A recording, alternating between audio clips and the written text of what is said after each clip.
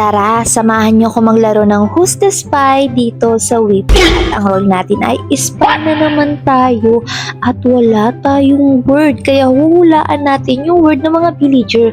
Ang sabi ni number 3, it's vegetable. At ang sabi ko naman, masarap.